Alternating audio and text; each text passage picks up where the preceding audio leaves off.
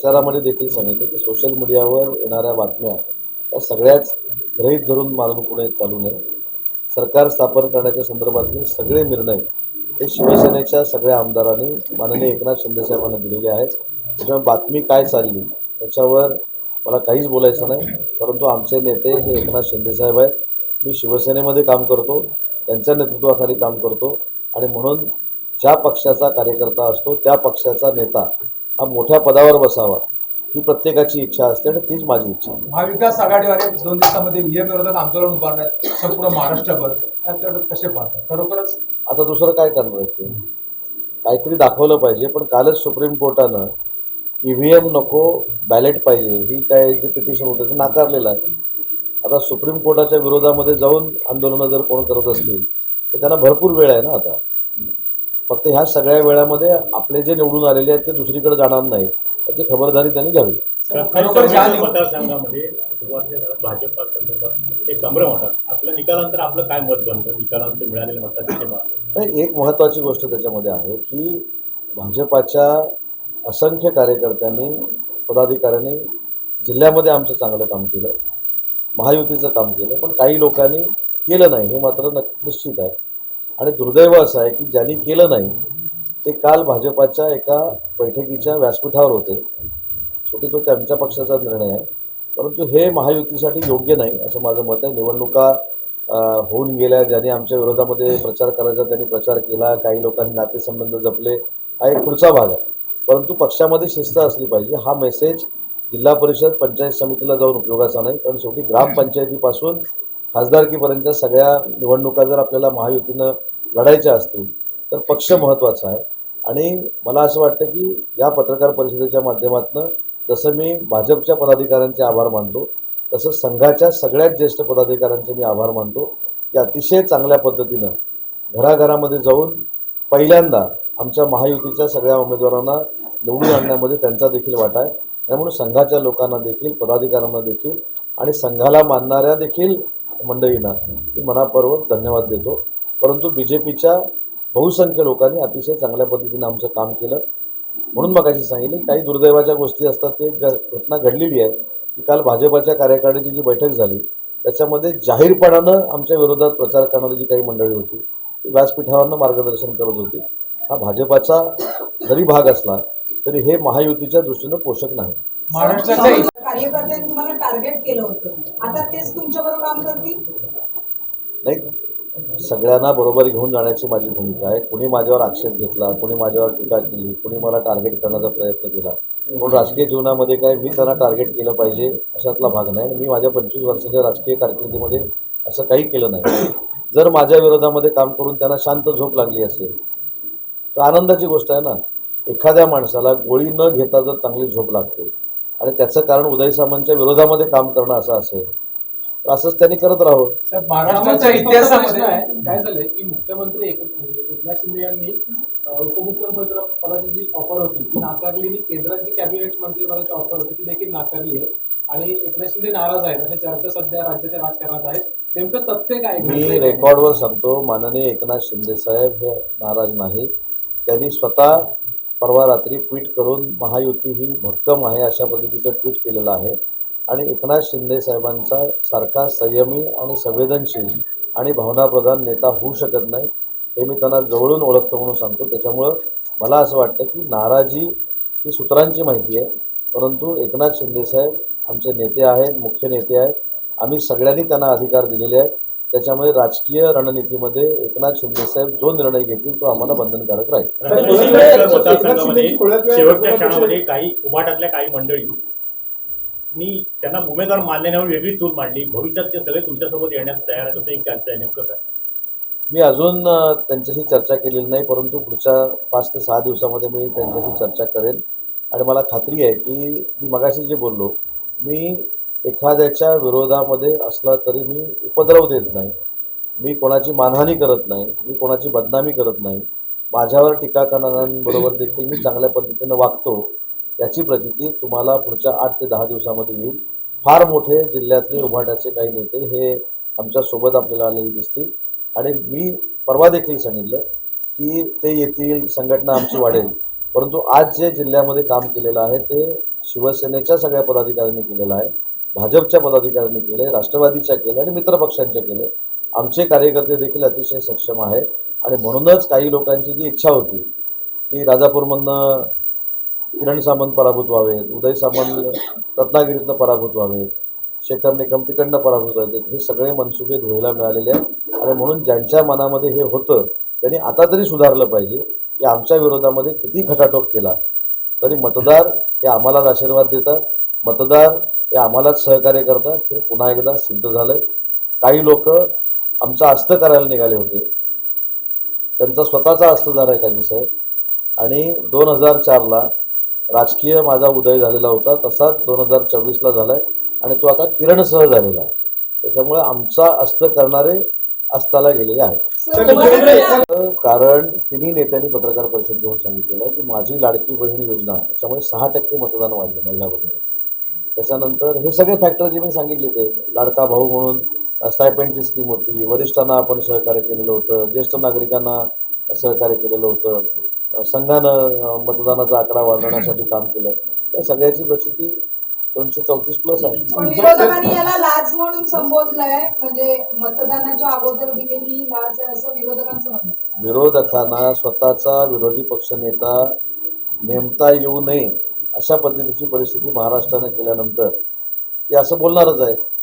आणि मी म्हणूनच मगाशी सांगितलं की जे काही 20, 16 आणि 10 असं काहीतरी आहे त्यातल्या आजूबाजूला कुठं जाणार नाही याची दक्षता त्यांनी घ्यावी. सर आता आधी उमेदवार ठरला असता तर फरक पडला असता का? उशिरा झाल्याने वेगळं जाहीर करण्यात काय फरक पडला असता का? गुहागरच्या बाबतीमध्ये 2100 पराभूत झालं राजेश बेंडलचा. परत जोमाने तिथं आम्ही काम करू. आता जे निवडून आले त्यांचं अभिनंदन आहे, परंतु आपल्याला आठवत असेल की उदय सामंत माझ्या मतदारसंघामध्ये आला तर मी त्याला रत्नागिरीमध्ये येऊन सोडणार नाही अशी काही भाषणं मी ऐकली होती, मला माहीत नाही. पण मी न जाता काय करू शकतो ते आपण देखील बघितलं. सर, विरोधी पक्ष रिलेटेड आहे म्हणून भास्कर जाधव हे सध्या कोकणातले उद्धव बाळासाहेब ठाकरे यांचे एकमेव आमदार आहेत आणि त्यांच्या काही गाठीभेटी ह्या तुमच्याशी किंवा शिवसेनेच्या पदाधिकाऱ्यांसोबत झालेल्या चर्चा आहेत, तर ते काय आहे? मी पहिली गोष्ट सांगतो की भास्करराव जाधव निवडून आले त्यांचं मी अभिनंदन केलं ना. आता ते समोर न आले तर भेटायचं नाही ही माझी काही राजकीय संस्कृती नाही. त्याच्यामुळं माझी काही त्यांची भेट झालेली नाही. पण उद्या जर ते DPCमध्ये आले तर मी त्यांच्याशी बोलणारच आहे ना. हे मला असं वाटतं की राजकीय तत्वाचं वैर आहे, माझं काही पारंपरिक त्यांच्यावर वैर नाही. त्याच्यामुळे भेटले तर मी 100% बोलणार आहे. पण मी निवडणूक झाल्यानंतर माझी त्यांची भेट गाठली. सर, विरोधी पक्ष नेता संपिंग मेजॉरिटी झाल्यानंतर त्या ठिकाणी उभाटाची भूमिका अशी आहे की आता महाविकास आघाडीमधून बाहेर पडावं अशी भूमिका आज मांडली गेलेली पाहायला मिळते. काय सांगायचं? मांडली हो, त्यांचा अधिकार ना. बरं ते बाहेर पडून जाणार कुठे? ते स्वतंत्र बाहेर पडतील जाणार कुठे? तुमच्याकडे येणार एकत्र लढवावी, स्वतंत्र निवडणूक लढवावी असं त्यांचा एकंदरीत मनसुबा दिसला आहे सगळ्या गोष्टी. मग आता हा जर मनसुबा असेल तर कालच्या पत्रकार परिषदेमध्ये ते काय बोलले? माझं म्हणणं काहीतरी सिक्वेन्स ठेवले पाहिजेत ना. काल आपण काय जे बोललेलो आहोत त्याचा रेफरन्स घेऊन आज बोललं पाहिजे. काल त्यांनी वेगळंच सांगितलं होतं, आम्हाला सल्ला दिला होता. त्यावेळी पण काल मी सांगितलं होतं की आमच्याकडे काय काय चाललं हे बघण्यापेक्षा तुमचे 16, 20, 10 काय जे आहेत ते कसे राहतील आपल्याकडे 6 महिने ह्याच्यावर तुम्ही जास्त एफर्ट्स घेतले पाहिजे. आणि आता त्यांची मागणी काय?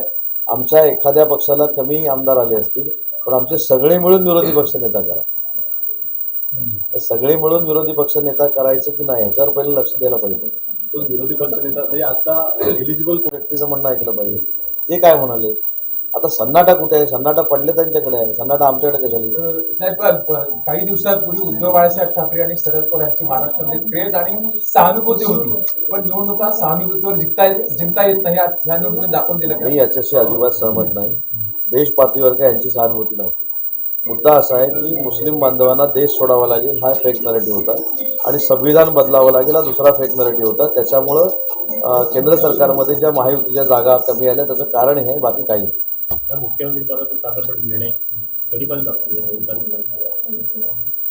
आत्ताच मी आपल्या माध्यमातून बघितलं की दिल्लीचे भाजपाचे काही नेते मंडळी इथे येत आहेत आणि तिन्ही नेते सक्षम आहेत ना. तिन्ही नेते एकत्र बसले आणि त्याच्यावर निर्णय घेतले. तर राष्ट्रवादीमुळे शिवसेनेची बार्गेनिंग पॉवर कमी झाली का, किंवा भाजपला त्यांनी राष्ट्रवादीने थेट पाठिंबा दिल्यामुळे?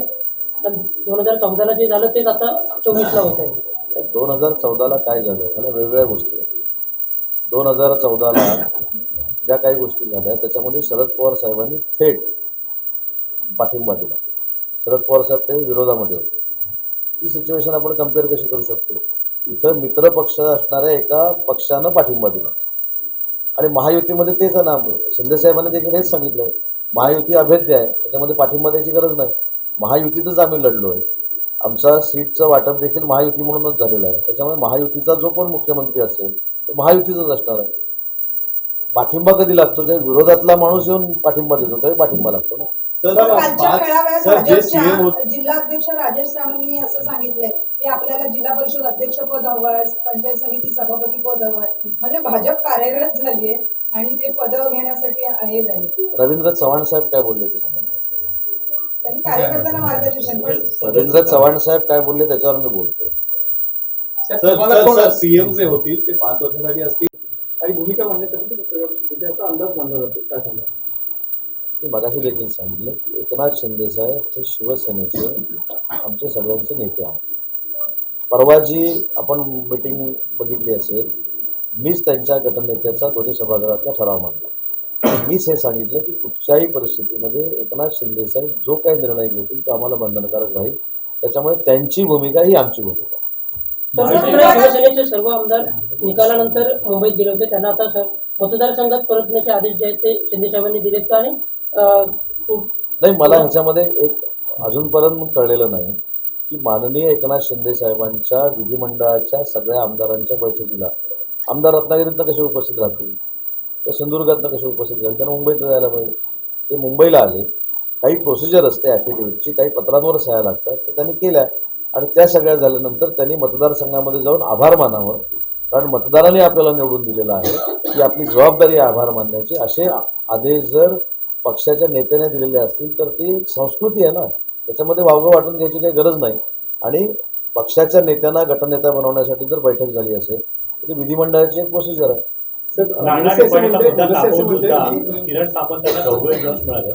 आता त्या संदर्भातली काय भूमिका तीच राहणार की बदलणार रिफायनरी संदर्भात? ते रिफायनरीच्या बाबतीतलं धोरण त्यावेळी देखील सांगितलेलं आहे की कुठेही काही लादायचं आम्हाला नाही, तिथल्या लोकांवर जबरदस्ती करायची नाही.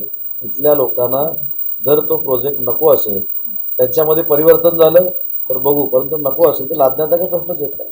सर, उबाटाकडनं आपल्याला 15,000ची मतं मिळाली अशी चर्चा आहे. नेमकं काय रत्नागिरी तालुक्यात 1 लाख मिळाले.